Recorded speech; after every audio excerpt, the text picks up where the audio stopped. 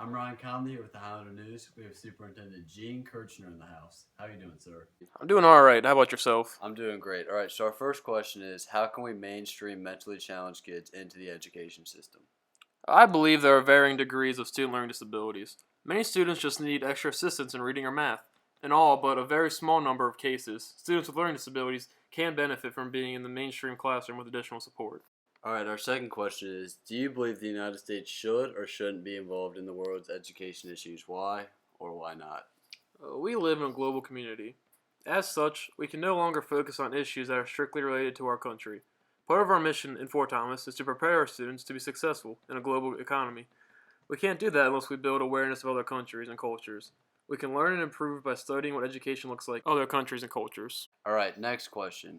How effective do you think Title IX is? Title IX has been effective in bringing about equality in athletics at both the high school and college levels. Prior to Title IX, girls were not always afforded the opportunity to participate in sports on levels consistent with boys. That is no longer the case. In that sense, it has been a success. All right, our next question. Does affirmative action truly create equality among minorities? Why or why not? I think the results associated with affirmative action have been more mixed than Title IX. Certainly, the minorities have been accepted into colleges and universities as a result, but it hasn't guaranteed their success once enrolled.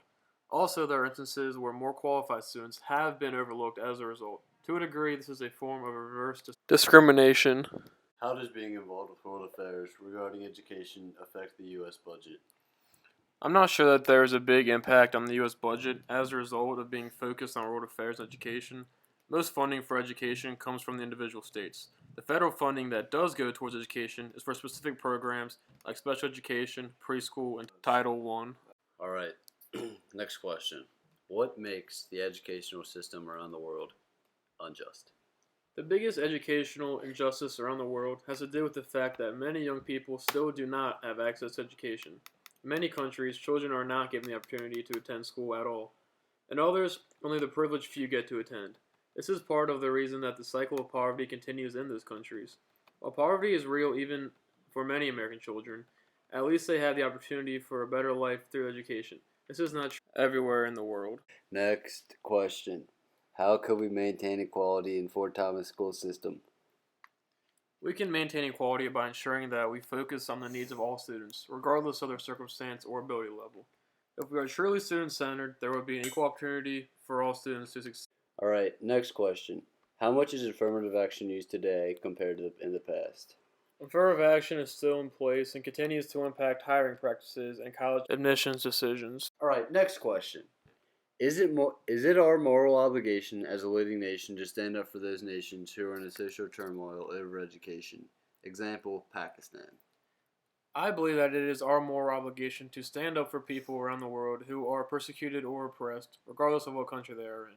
Denying young people access to a formal education is a form of oppression that takes place in far too many countries. Last question. I got to warn you here, Gene. This is a long one.